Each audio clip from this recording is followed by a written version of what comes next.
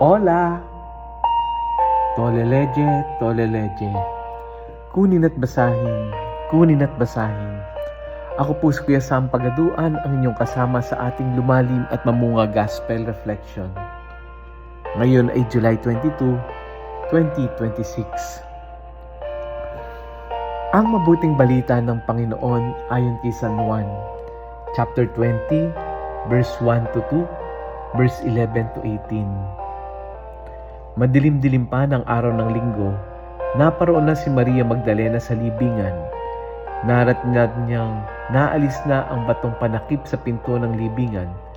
Dahil dito, patakbo siyang pumunta kay Simon Pedro at sa alagad na mahal ni Jesus at sinabi sa kanila, "Kinuha sa libingan ang Panginoon at hindi namin alam kung saan dinala." Si Maria ay nakatayong umiiyak sa labas ng libingan. Yumuko siya at tumingin sa loob. May nakita siyang dalawang anghel na nakaupo sa pinaglalagyan ng bangkay ni Jesus. Ang isa ay sa gawing ulunan at ang isa naman sa paanan. Tinanong nila si Maria, "Ale, bakit kayo umiiyak?" Sumagot siya, "Kinuha po nila ang aking Panginoon at hindi ko alam kung saan nila dinala." Lumingon siya pagkasabi nito at nakita niya si Jesus na nakatayo roon. Ngunit hindi niya nakilalang si Jesus iyon. Tinanong siya ni Jesus, "Bakit ka umiiyak? Sino ang hinahanap mo?" Akala ni Maria isang tagapag-alaga ng halamanan. Kaya't sinabi niya, "Ginoo, kung kayo po ang kumuha sa kanya, ituro niyo sa akin kung saan ninyo dinala at kukunin ko." "Maria," ani Jesus. Humarap siya at kanyang sinabi, "Rabboni," ibig sabihin, guro. "Huwag mo akong hawakan sapagkat hindi pa ako nakapupunta sa Ama," wika ni Jesus. "Sa halip, pumunta ka sa aking mga kapatid at sabihin mo, aakyat ako sa aking Ama at inyong Ama, sa aking Diyos at inyong Diyos." Kaya't si Maria Magdalena ay pumunta sa mga alagad at sinabi, "Nakita ko ang Panginoon." At tuloy sinabi sa kanila ang bilin ni Jesus. Ang mabuting balita ng Panginoon. Pinupuri ka namin, Panginoong Hesukristo. Happy Wednesday po sa inyong lahat. Narinig natin sa Gospel na maaga-maaga pa lamang ay pumunta na si Maria sa libingan at nakita niyang inalis na yung batong nakatakip. Agad siyang tumakbo upang ibalita ito sa mga alagad. Pagkaraan, nanatili siyang umiiyak sa labas ng libingan.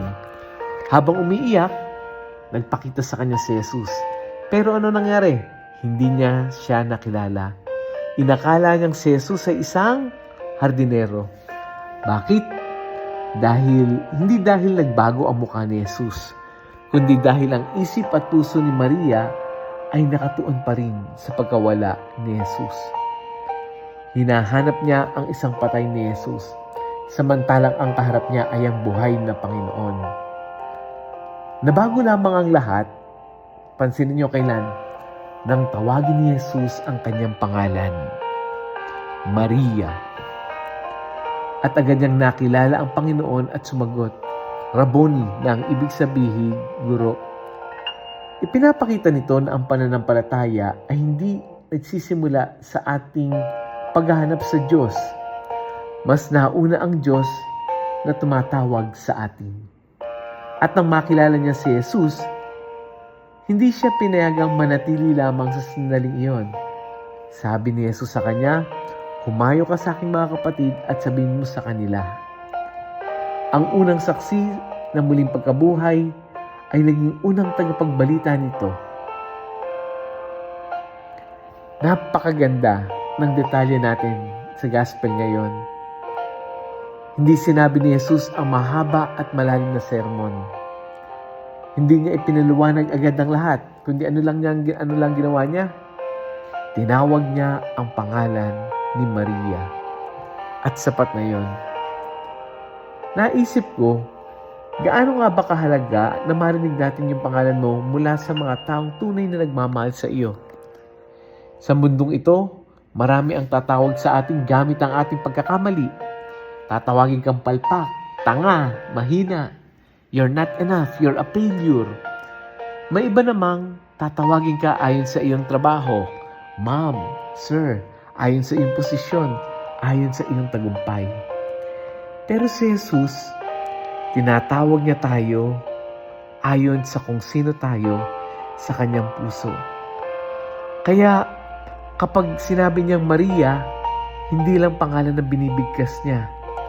Ipinapaalala niya na, "Hoy, kilala kita. Hindi kita malilimutan. Kasama kita." Marahil, may mga pagkakataong tulad din tayo ni Maria.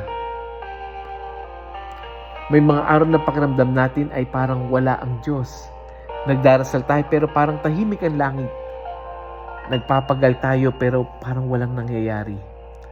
At dahil nakatuon tayo sa ating mga luha, hindi natin napapansin na nasa tabi na pala natin si Jesus.